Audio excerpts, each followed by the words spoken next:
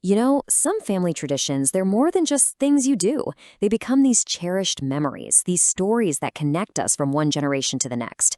Today, we're going to dive into a really beautiful story about one of those customs, and it all revolves around a simple cup of tea. And this line right here, it just hits the nail on the head, doesn't it? It's a great reminder that sometimes it's those small, repeated moments that really become the most meaningful parts of a family's story. So, at the very heart of this tradition, you've got two key things: a precious family heirloom and the beautiful ceremony that was built around it. We get introduced to a grandmother who came from East Germany, her incredible collection of china, and her granddaughters, who would end up being the ones to carry on this very special tradition. Okay, so let's picture this. We have a grandmother originally from East Germany who absolutely adores her fragile, hand-printed German china. She passes down this treasured tea set to her daughter.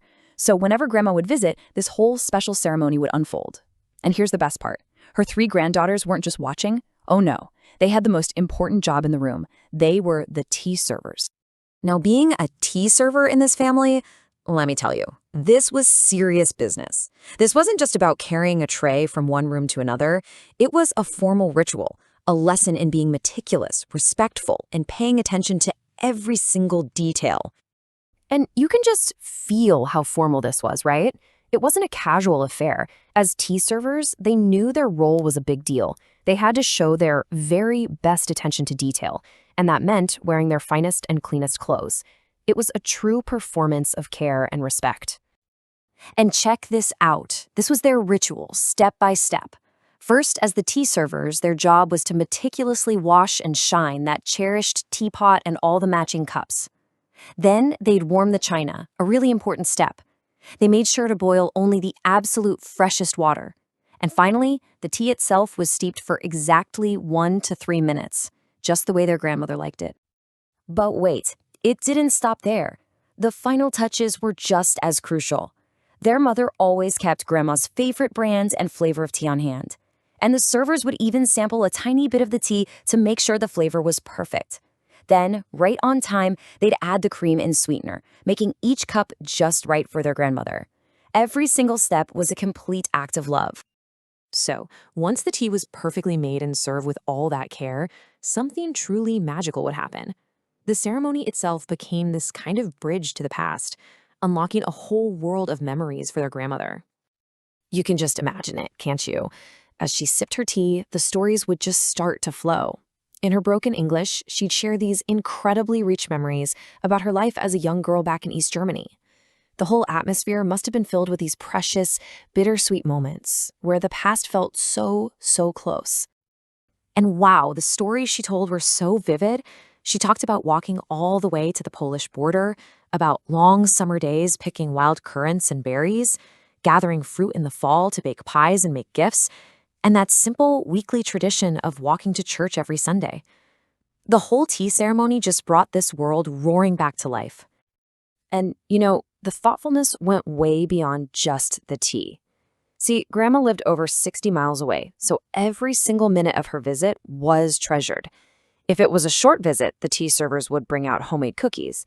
But if they were lucky enough to have her stay longer, they'd offer up small sandwiches or even a special cake baked just for her. Now, to really understand just how precious these memories were, we have to zoom out a little bit, because this wasn't just a grandma looking back fondly on the past. This was a woman remembering a life lived on the other side of a massive historical wall. And this just lays it out so clearly. The grandmother's cherished memories were all about freedom, the freedom to just roam around and pick berries. But at the exact same time, her own sister was still living behind the Iron Curtain. Their only connection? Censored letters and these small, precious packages they could send at Christmas. That reality just makes her stories of freedom feel so much more powerful. And that separation, well, it created another custom, another tradition. The careful unwrapping of those parcels from Germany became its own holiday ritual. It was a moment of absolute joy, for sure, but it was also a heavy reminder of the family who couldn't be there, all because of Cold War politics. All right, so we're going to shift gears now. We're moving from the quiet daily tea ceremony to the buzz and excitement of another family custom, one that came around every Christmas. Can you imagine the anticipation? These were not your average Christmas presents. These were packages that had crossed the Iron Curtain, a real physical connection to family they couldn't see in East Germany. Just opening them was a tradition in itself. And what was inside? Oh, the descriptions are just amazing. These incredibly delicate ribbon candies that sparkled as glass, and all these wonderful aromatic smells that would just fill the whole house. They were so precious that they would lovingly place a select few on the Christmas tree as ornaments. So all of this, the packages, the candy, it was all building up to the main event of their Christmas tradition. A moment that was absolutely beautiful and, well, a little bit dangerous. Okay, picture this. There are no electric lights. The Christmas tree is decorated with that fragrant ribbon candy and dozens of slim, real candles just waiting to be lit. It must have been an incredible sight, but definitely a risky one. You can feel the suspense in the memory, with her mother keeping the kids close by, just in case, until the whole thing was safely over. And then came that moment of pure awe. They'd light each candle one by one with these long matches, and for a moment, the whole tree would blaze with light, looking like a singular flame. What a powerful image to mark the start of Christmas. So, when you step back and look at all of this, the tea, the candles, what's the lasting lesson here? Beyond the great memories, what did these traditions really teach this family? Well, it really all comes down to emotion, doesn't it? These traditions were a direct line to feeling something deep. They let the granddaughters see, firsthand, their grandmother's love and loss for her homeland. It made her history real for them.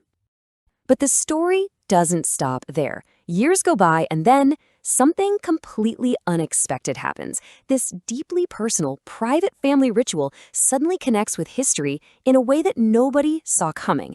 And it all started with a discovery in an old book. So, the book was James Michener's novel, Poland. Now, if you've never seen it, this thing is a beast. It's a huge work of historical fiction that follows Polish families through centuries of history. And somewhere, buried deep in those hundreds of pages, the family found something shockingly familiar. Can you even imagine that feeling? You're reading this famous book, and all of a sudden, you see your family's quiet little tea ceremony described right there on the page. It wasn't just their thing anymore. It was part of a larger story, a tradition with deep historical roots they never even knew about. That moment of recognition must have been just pure joy. So, what does this amazing story really teach us about the power of our own customs? Well, it shows that these small, repeated things we do, they're so much more than just habits. They're anchors. They're anchors to our past and to each other. I mean, think about it. This one tea ceremony did all of this. It connected the grandkids to a world they'd never seen.